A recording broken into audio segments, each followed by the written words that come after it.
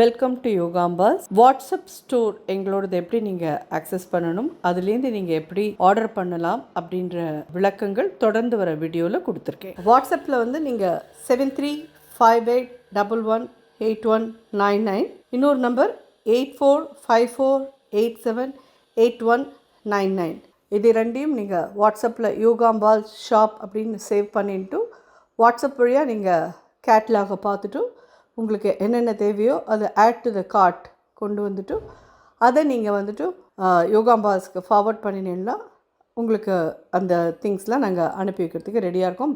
Plus அதில் என்னெல்லாம் available இருக்கோ அது எல்லாமே நீங்கள் பார்க்க முடியும். உங்களுக்கு என்ன தேவையோ அதை நீங்கள் 2 பேக்கெட் 3 பேக்கெட் எப்படி வேணுமோ அதுக்கு தகுந்த மாதிரி நீங்கள் ப்ளஸ் ஆர் மைனஸ் போட்டு நீங்கள் வாங்கிக்கலாம். தேங்க்யூ. வணக்கம், நான் உங்கள் அபிமான யோகாம்பால் சுந்தர். இன்றைக்கி என்ன பார்க்க போகிறோம் அப்படின்னு சொல்லி கேட்டேன்னா, ஜூலை 10 அன்னைக்கு குரு பௌர்ணிமா, ரொம்ப விசேஷமான நாள். அதாவது வசுதம் தேவம் கம்சச்சாணூர மர்தனம் தேவகி பரமானந்தம் கிருஷ்ணம் வந்தே ஜெகத்குரு. கிருஷ்ணன் தான் முதல் குருவாக அது சித்தரிக்கப்படுறார். ஆனால் அவர் தான் நமக்கு பகவத்கீதையை உபதேசித்து முதல் குருவாக இருந்துருக்கார். அது மாதிரி நமக்கு ஞானத்தை அனுகிரகம் பண்ணுறவா எல்லாருமே நமக்கு குருவானவா தான். ஸோ இந்த குரு பௌர்ணிமா அன்னைக்கு நம்ம எல்லா குருமார்களையும் நினச்சி இந்த குரு பௌர்ணிமாவை அம்பாளுக்கு ஏதானோ இல்லை பெருமாளுக்கோ உங்களுக்கு இஷ்டப்பட்ட தெய்வத்துக்கு இந்த நைவேத்தியத்தை பண்ணி குருவெல்லாம் பிரார்த்தனை பண்ணிப்போம். ஸோ இன்றைக்கி நம்ம இதில் என்ன பார்க்க போகிறோம் அப்படின்னு சொல்லி கேட்டீங்கன்னா, குரு பௌர்ணிமான ஜென்ரலாக வந்து சக்கரை பொங்கல் தான் பண்ணுவாள். அந்த சக்கரை பொங்கலில் வந்து நம்ம ஒரு அடிஷ்னல் இதுவாக தேங்காய் பால் சக்கரை பொங்கல் பண்ண போகிறோம். தேங்காய் பாலை விட்டு பண்ணுறச்சு அது இன்னும் கொஞ்சம் க்ரீமியாக, இன்னும் கொஞ்சம் ரொம்ப டேஸ்டியாக, ரொம்ப நல்லாயிருக்கும். நிறைய பேர் பண்ணியிருப்பேலாம் இருக்கும். இது என்னுடைய வெர்ஷனில் நான் பண்ணுறேன். நிச்சயமாக ட்ரை பண்ணுங்க, ரொம்ப ரொம்ப நல்லாயிருக்கும். எப்படி பண்ணுறதுன்னு பார்க்கலாம்.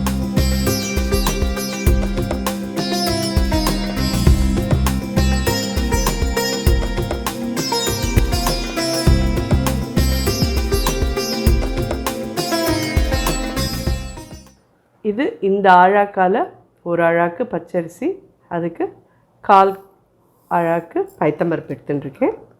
இது ரெண்டையும் இதில் போட்டுக்கலாம். அதாவது ஒரு கப் கிட்டக்க எந்த கப்பில் நீங்கள் எடுக்கிறீங்களோ அந்த கப் ரைஸு, அதுக்கு 1/4 கப் பைத்தம்பருப்பு எடுத்துக்கோங்க. ஜஸ்ட்டு கொஞ்சம் வாசனை வர வறுத்துக்கோங்க. வாசனை கூட இல்லை, நல்லா சூடு ஏறணும், அவ்வளோதான். சூடு ஏறித்துனா போகும். இது வந்து கருத்து போயிடக்கூடாது, அரிசிலாம் பார்த்து வறுத்துக்கோங்க.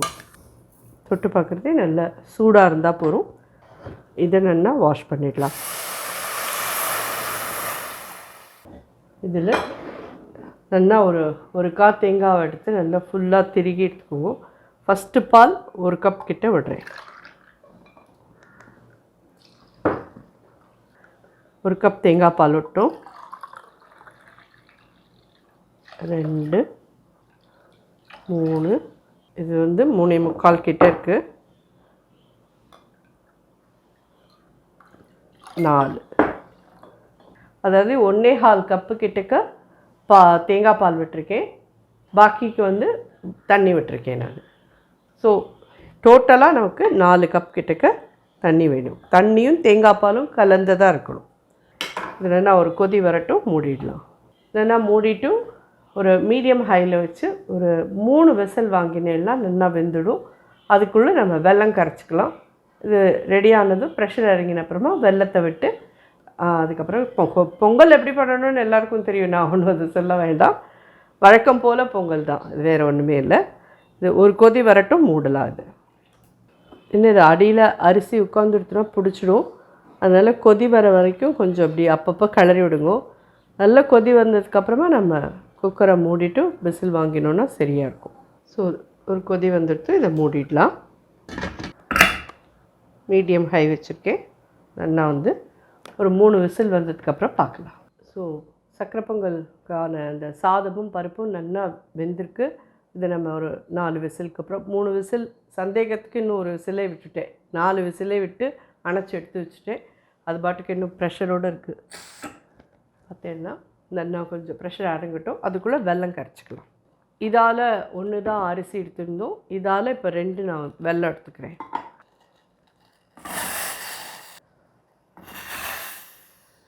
ரெண்டு கப் வெல்லம் எடுத்துட்டுருக்கோம். இது நல்லா கரையட்டும். சில பேர் வந்து 2க்கு அதாவது 1க்கு 2க்கு பதிலாக 1க்கு 3 போடுவா வெல்லம்லாம். உங்களுக்கு எவ்வளோ திதிப்பு வேணுமோ அதுக்கு தகுந்த மாதிரி பார்த்துன்னு போட்டுக்கோங்க.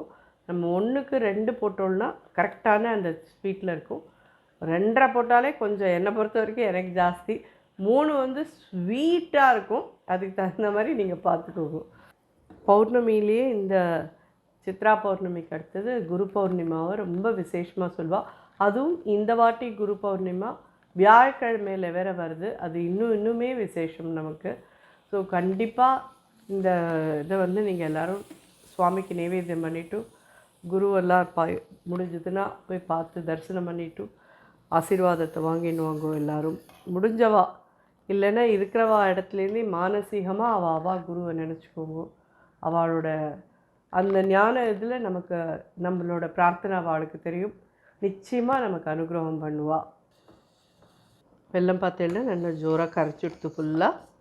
வெல்லம் கரையிறதுக்கு நம்ம எவ்வளோ தண்ணி விட்டோம்னு சொல்லி கேட்டேன்னா ஜஸ்ட் ஒரு இந்த அரிசி இந்த கப்லேயே ஒரு 1/4 கப் கிட்ட தண்ணி விட்டுக்கோங்க போதும்.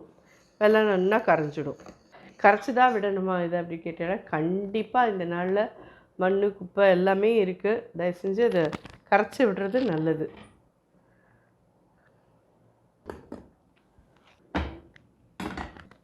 பார்த்தீங்கன்னா ஜோராக ரெடி ஆகிருக்கு. அடுப்பு சின்னதாக வச்சுருக்கேன். இது கொஞ்சமாக 1/4 கப் தண்ணி விட்டுக்கோங்க.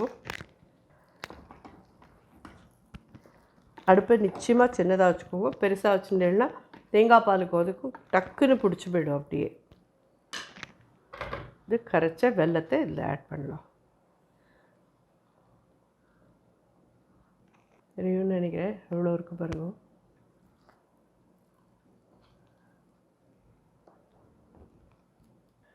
ஒரு 2-3 மினிட்ஸ் இது வெல்லத்தோடு கொதிக்கட்டும்.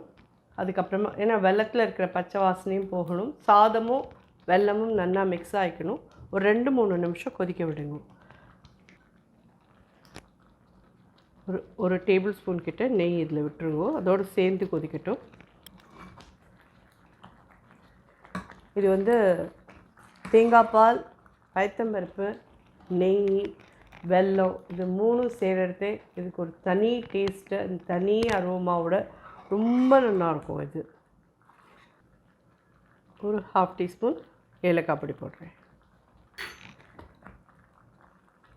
ஸோ நல்லா ஒரு 4-5 நிமிஷமாக நல்லா கொதிச்சுட்டு எல்லாமே சேர்ந்து அப்படி திக்காக இருக்கும். உங்களுக்கு தெரியும் பார்த்தீங்கனாலே. இதை இறக்கி வச்சுக்கலாம்.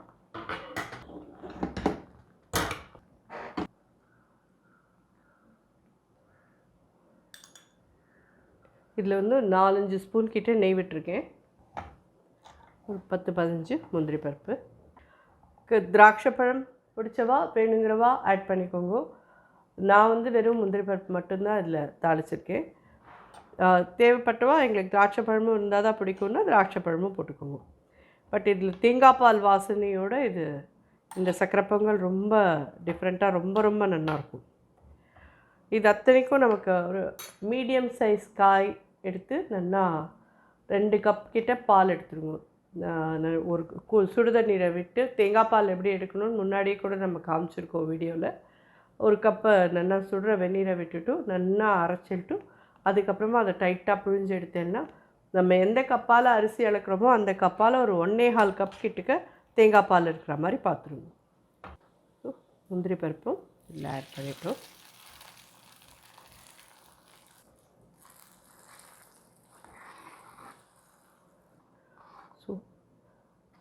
குரு பௌர்ணிமாவுக்கு நல்லதான ஒரு தேங்காய் பால் சக்கரை பொங்கல் தயாராகிடுது சுவாமி நைவேத்தியத்துக்கு.